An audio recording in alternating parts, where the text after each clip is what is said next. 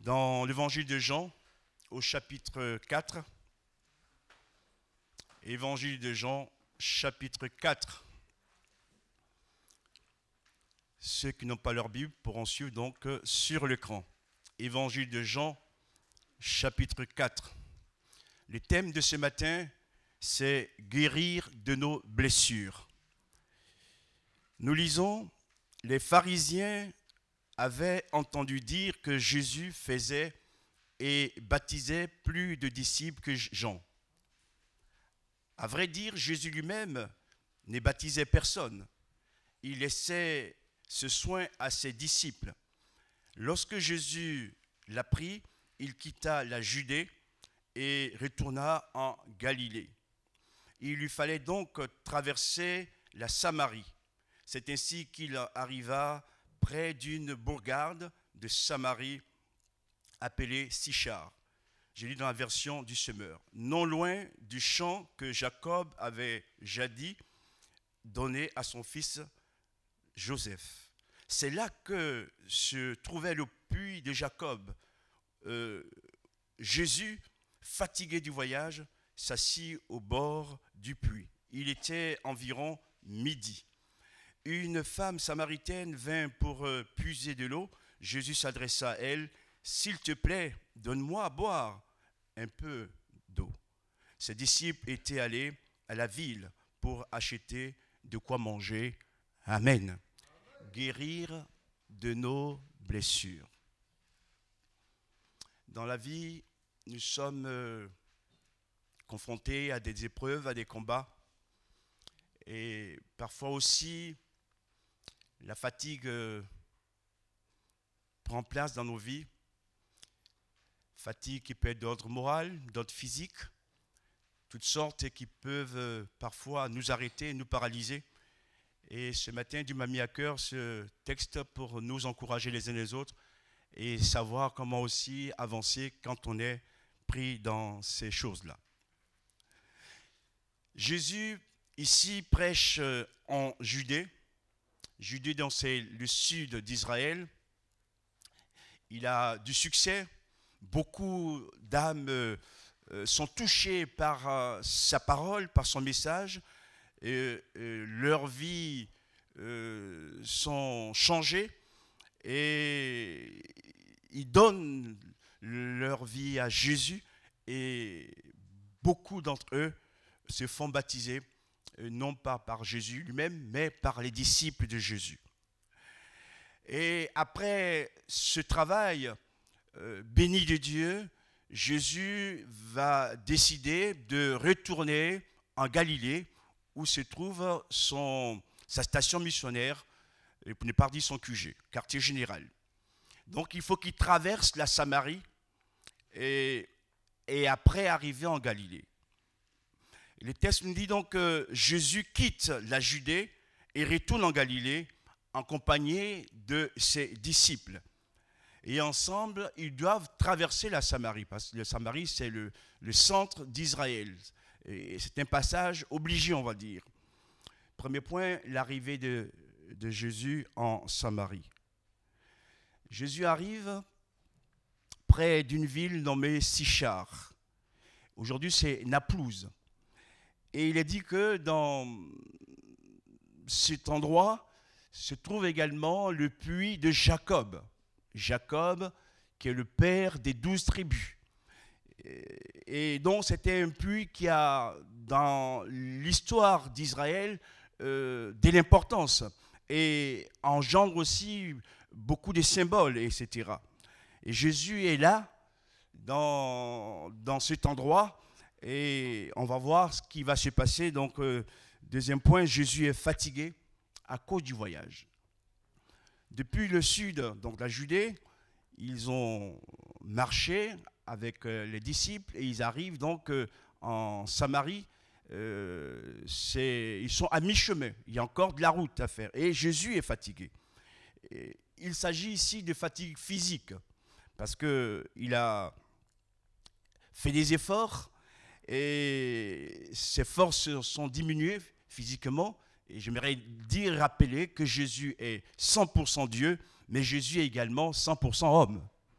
C'est important ça. C'est un homme qui est venu nous sauver à la croix. C'est un homme qui est crucifié à la croix. C'est un homme qui prend tous nos péchés. C'est un homme qui a souffert sans rien dire. Et une sœur a prié en disant, Jésus a pris le poids du péché de toute l'humanité. C'est terrible, c'est terrible. Et il a fait pour nous. On ne peut que lui dire un grand merci. Merci Jésus, merci. Et il est fatigué du voyage. Il y a des voyages qui nous fatiguent. Et je pourrais aussi dire ceci, que notre vie peut être comparée à un voyage. Et dans ce voyage, il y a des moments de fatigue, d'ordre physique comme ici, mais aussi d'ordre moral, etc. Jésus est fatigué physiquement. Et on voit qu'il ne triche pas. Il ne triche pas. Il ne fait pas semblant de dire « je ne suis pas fatigué », etc. Il est fatigué. Il est fatigué. C'est écrit dans la Bible. Jésus est fatigué. Il peut y avoir aussi une fatigue morale. Ce n'est pas le cas ici, mais je le dis pour nous. Et la Bible dit que Jésus et ses disciples, arrivés à Samarie, n'ont pas encore atteint leur destination. Donc ils sont à mi-chemin. Et dans la vie aussi, nous parcourons des étapes. Et il arrive qu'on n'est pas encore arrivé à destination, mais on est fatigué déjà de la marche qu'on a effectuée. Et c'est compréhensible, parce que le péché dans le monde, c'est vrai, mais aussi le corps subit les influences de toutes sortes, et ça peut nous accabler, puisqu'on est dans la marche, donc on fait des efforts, on épuise notre énergie, etc. Et cela est tout à fait normal. Ils sont à mi-chemin. Et le message central de ce matin, j'en arrive maintenant. Troisième point, ce que fait Jésus quand il est fatigué. Et de son attitude, des faits qu'il va poser, ces choses vont nous aider aussi à pouvoir guérir de nos fatigues. Et premièrement, quand il arrive à cet endroit, au puits de Jacob, fatigué, qu'est-ce qu'il fait? Il s'assoit. Merci. Il s'assoit. S'asseoir, c'est l'arrêt de tout mouvement du corps. Et la position assise repose le corps. Ce n'est pas que les bouddhistes qui ont inventé cela. Jésus déjà savait nous le dire. Quand on est fatigué, il faut apprendre à s'asseoir. N'est pas entrer dans l'agitation. S'asseoir pour reposer le corps, mais aussi reposer l'âme. Je suis, frères et sœurs, ému lorsque je préparais ce message. Je dis, mais Jésus aurait pu, lui qui est Dieu, qui est fort, qui est puissant, dire, mais je ne suis pas fatigué et continuons à marcher, allons-y jusqu'au bout. Mais il nous montre ainsi, frères et sœurs, les réalités de la vie terrestre. On ne triche pas avec son corps. Et ceux qui ont voulu ou qui veulent tricher avec leur corps, des fois, on voit les grands défauts. Par ailleurs, vous m'avez compris, j'en prendrai les détails. Oui, le corps est important. Même si Jésus, nous le disons souvent, est venu sauver l'âme. Mais c'est une définition incorrecte, parce que Jésus ne sauve pas que l'âme. Il sauve tout le corps. C'est-à-dire, il sauve à la fois l'esprit, l'âme et le corps. Amen.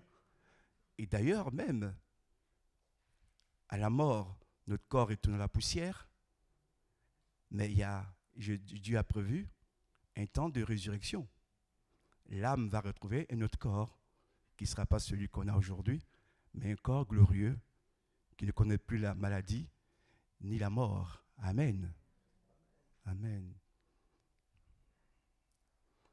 Un adage dit ceci, qui veut aller loin, ménage sa monture. Sa monture. Donc, ne soyons pas plus royalistes que le roi.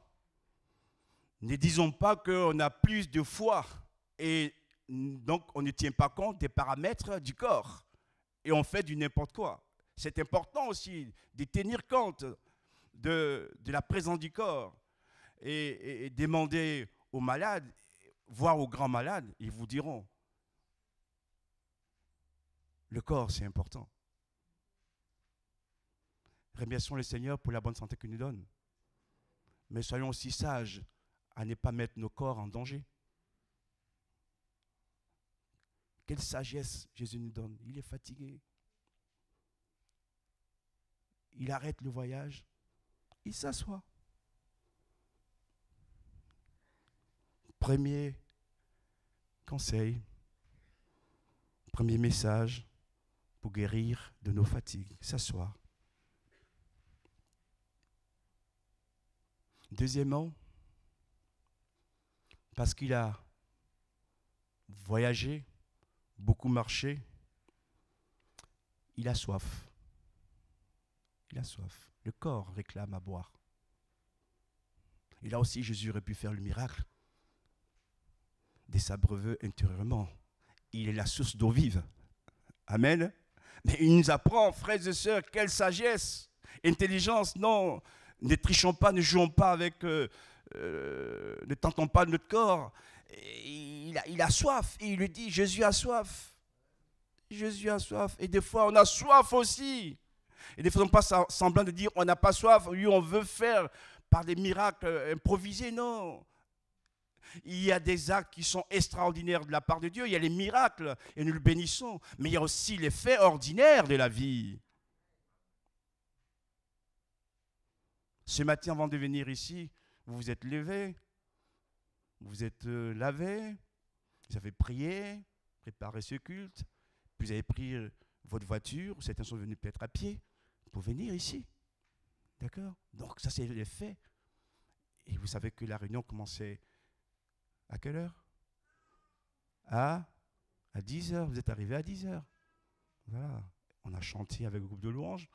On a prié, loué le Seigneur. Maintenant, on est à la partie du message. Donc, vous voyez qu'il y a quand même aussi une organisation, une forme aussi de vie sur terre qu'il faut respecter. Jésus a soif. Jésus a soif. Et ce matin, j'aimerais dire à quelques-uns, si tu as soif, ce n'est pas un péché. Au contraire, tu réalises ton besoin. Amen. Deuxièmement, dans ce même point, réalisons ou prenons conscience de nos besoins. Il y en a qui sont au Seigneur, c'est vrai, mais qui ne réalisent pas où sont leurs réels besoins. Ils vont à gauche, ils vont à droite, etc. Plutôt à droite et à gauche. Non, mon frère, ma soeur, ce matin, je suis de la part du Seigneur. Demande au Seigneur de te révéler quels sont tes vrais besoins. Parce que parfois, on gaspille l'énergie pour des vaines choses. Et on n'a pas réglé les vrais besoins. Et ce matin, Seigneur, ouvre nos yeux. Jésus a soif. Et il le reconnaît. Et que va-t-il faire? Il va demander à boire.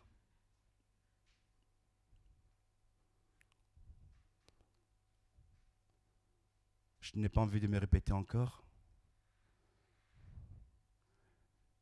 À la soif qui est un besoin, va répondre une demande précise.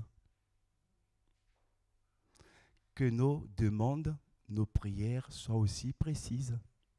Amen. Des fois, on attend des prières, ça fait le tour du monde.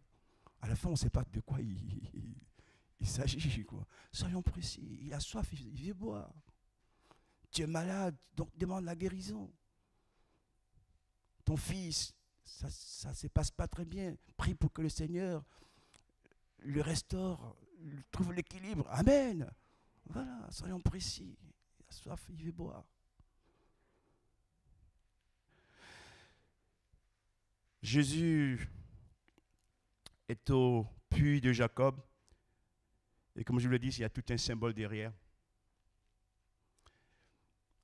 C'est un retour à la source. Jacob est la source d'Israël. Il n'y a rien qui se passe en vain dans ce texte. La Samarie a plusieurs villes, mais Jésus arrive à Sichar, près du puits de Jacob. Et le puits où il est assis, c'est le puits de Jacob. Et un enseignement aussi pour nos frères et sœurs.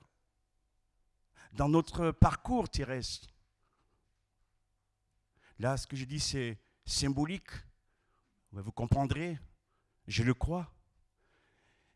Quand on est fatigué de nos voyages, quand on est fatigué, même de la vie, parce qu'on a beaucoup marché et que les épreuves sont là, les combats sont là, il faut savoir s'arrêter au bon puits.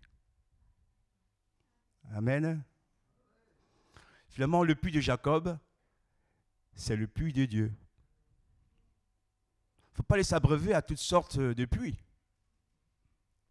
Les puits du monde, les plaisirs éphémères et passagers, ou des joies artificielles. Non, il faut s'arrêter au puits de Jacob. Le puits de Dieu, l'eau de Dieu.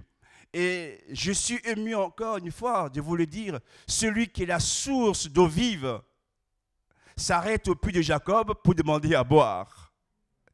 Quelle leçon d'humilité il nous donne.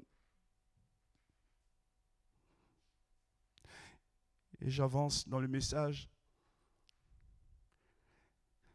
Il arrive vers midi, une grande chaleur. Et on pense qu'il va trouver les hommes pieux, les femmes pieuses de la Samarie à ces puits. Qui trouve-t-il? Une Samaritaine. Une Samaritaine. J'aimerais aussi vous dire ceci, frères et sœurs, que Dieu nous donne du discernement, de la sagesse. Le puits de Jacob, c'est le puits de Dieu. Jésus est assis au bord de ce puits. Mais le piège qui nous guette souvent, frères et sœurs, c'est que n'ayant pas les moyens de puiser l'eau au puits de Jacob, et que nous sommes en présence d'une Samaritaine ou d'un Samaritain, on va dire, oui, je veux boire, mais pas l'eau que puise la Samaritaine. On est encore dans le jugement. On est encore dans la critique, alors que Dieu veut nous bénir. Jésus qui est saint, qui n'a jamais péché, de qui demande-t-il l'eau à boire? D'une Samaritaine. Frères et sœurs, ce matin, je vous dis de la part du Seigneur que Dieu éclaire nos yeux également. Et des fois, on dira, oui, moi je veux de cette eau, mais pas elle, pas lui qui me le donne. Non. À midi, au puits de Jacob, il y avait une Samaritaine. Et si tu as vraiment soif, tu es fatigué, il n'y a que la Samaritaine qui peut t'épuiser à boire. Est-ce qu'on est prêt à accepter cela? Pour dire que les voies de Dieu ne sont pas toujours nos voies. Ah, Seigneur, moi je suis saint. Hein? Oh. Midi, la Samaritaine, au puits de Jacob, ce n'est pas la bonne heure. Bon, qu'elle puise son eau et qu'elle s'en aille, moi je vais rester encore. Mais tu vas rester longtemps, mon frère, à attendre. Ceci pour dire quoi? Que Dieu n'est pas là pour bénir nos programmes, Dieu bénit son programme à lui.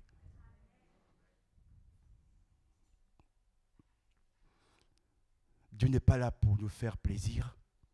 Dieu est là pour accomplir son plan dans nos vies. Veux-tu être guéri de ta fatigue, de tes fatigues? Ouvre les yeux et regarde ton Seigneur faire son travail en toi. Et accepte son plan dans ta vie.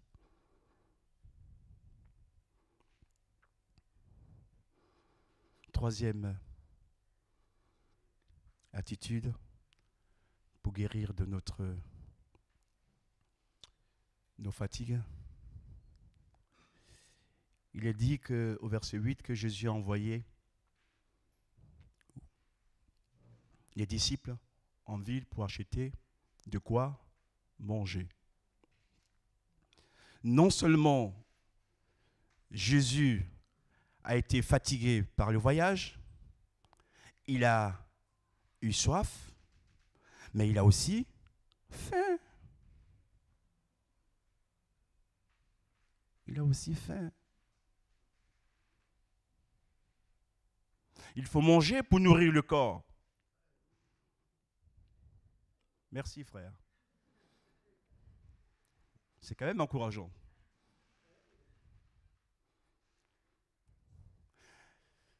Il a bu.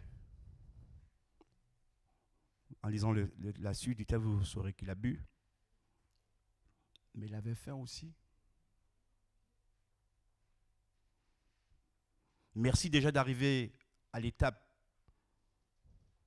d'accepter de boire de l'eau de Dieu, l'eau du puits. Mais le corps a besoin d'être aussi nourri. Étancher sa soif ne suffit pas. Et certains s'arrêtent à ce stade. Il faut aussi nourrir le corps. Et j'ajouterai nourrir aussi l'âme.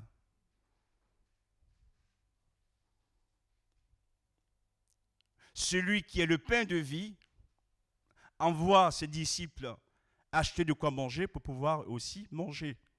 Et manger le pain, quelle leçon encore il nous donne. Nous, des fois, on s'enveloppe dans nos suffisances, notre orgueil. Jésus aurait pu faire le miracle du pain et la nourriture sur place. Mais c'est pas comme ça, il faut apprendre aux disciples à grandir. Il faut qu'ils entrent dans leur chemin, et dans une formation. Et j'aimerais dire ceci aussi. Tirons un enseignement positif de nos fatigues. De tout ce qui nous fatigue, tirons-en un enseignement. Pour ne pas répéter les mêmes erreurs. Il a besoin d'être nourri. Et je vais maintenant symboliser cela. Nous avons besoin, frères et sœurs, de la nourriture de Dieu. Amen. Boire l'eau que nous accorde le Saint-Esprit, mais aussi de nous nourrir du pain de vie, qui est la parole de Dieu, et qui est Jésus. Frères et sœurs, dans nos fatigues, lorsque nous lisons la Bible, la parole de Dieu, les psaumes ou autres, ça nous renouvelle. Gloire à Dieu. Les chants aussi nous renouvellent dans notre foi. Donc il y a des instruments mis en place par Dieu, ou des outils plus précisément, dans lesquels il faut y entrer pour être relevé de sa fatigue et retrouver la paix et retrouver la sérénité. Et dans tout cela, on voit que Jésus agit de manière humaine, mais avec beaucoup de sagesse et de simplicité. Des fois, on demande à Dieu de grandes choses, de nous ouvrir des conseils extraordinaires, mais commençons déjà à faire les petites choses. Et c'est en faisant les petites choses que tu peux entrer dans les grandes choses. Seigneur, ce matin, éclaire notre esprit, éclaire notre intelligence, pour que nous puissions faire comme toi tu as fait, et aussi vraiment être des hommes et des femmes mûrs. Alléluia. Ta parole est la vérité. Ta parole nous nourrit. Ta parole nous corrige. Ta parole nous enseigne. Et ta parole, c'est la vie. Conclusion. On va lire dans Matthieu chapitre 11, versets 28 à 29. Matthieu chapitre 11, versets 28 à 29. Venez à moi, vous tous qui êtes fatigués ou accablés sous le poids d'un lourd fardeau, et je vous donnerai du repos. Prenez mon joug sur vous et mettez-vous à mon école, car je suis doux et humble de cœur, et vous trouverez le repos pour vous-même. Amen. Venez à moi, vous tous qui êtes fatigués et chargés, et je vous donnerai du repos. Aujourd'hui, on n'a plus besoin du puits de Jacob. Notre puits, c'est Jésus. Notre nourriture, c'est Jésus. Notre force, c'est Jésus. Et nous sommes là ce matin pour adorer Jésus, lui donner à lui toute la gloire. Seigneur, tu connais nos fatigues, tu connais nos épuisements. Ma prière ce matin, c'est que tu nous relèves, tu nous restaures, pour que nous retrouvions le calme, la sérénité, le repos, pour ta gloire. Au nom de Jésus, amen. Nous prions. Merci Seigneur pour ta parole, pour ton enseignement. Nous voulons apprendre toujours de toi, afin de marcher sur tes traces et suivre ton exemple. Oui, c'est vrai que dans la vie, nous connaissons des combats, des luttes, des épreuves, des détresses, la fatigue. Et ce matin, tu nous apprends comment gérer nos fatigues et comment le faire en imitant ton exemple.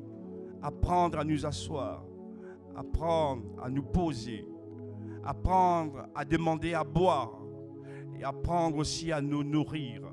Seigneur, oui, ce matin, que tes eaux vives nous inondent. Ce matin, que ta nourriture soit comme un mets succulent dans notre bouche. Je te rends grâce pour la victoire que tu as acquise à la croix. Et ce matin, tu nous renouvelles tous, Seigneur. Tu nous restaures dans nos vies. Et que la fatigue soit ôtée dans le nom puissant de Jésus. Et que la paix revienne dans nos cœurs. Les forces nouvelles reviennent dans nos corps. Au nom de Jésus. Quel que soit l'âge que nous avons, Seigneur, tu peux nous rajeunir. À toi la gloire, à toi la puissance. Au siècle des siècles, nous te célébrerons toujours. Toi qui as vaincu la mort, toi qui as vaincu l'enfer, le péché et la maladie. Jésus-Christ est vainqueur et il demeure roi des rois. Et nous l'attendons pour le recevoir, pour l'accueillir bientôt. Nos yeux le verront. À lui soit la gloire.